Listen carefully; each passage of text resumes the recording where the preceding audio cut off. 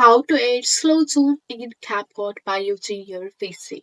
So if you want to use this slow zoom filter on your CapCut by using your PC, first of all launch your CapCut app on your device.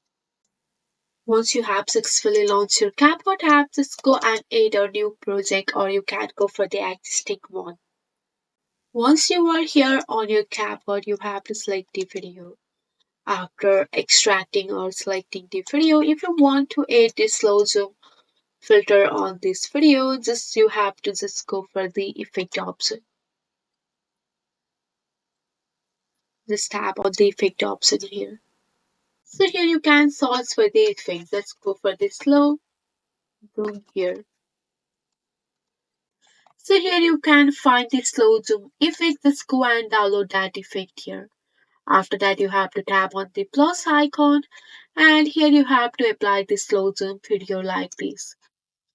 And after that you have to play that video here. Just go and play that video. So here you can see that you have successfully applied the slow zoom filter or you have successfully applied the slow zoom effect on your CapCut video by using your PC. That's it for today. If you like this video, please hit that like button and subscribe for more. I will see you in the next one. Thank you.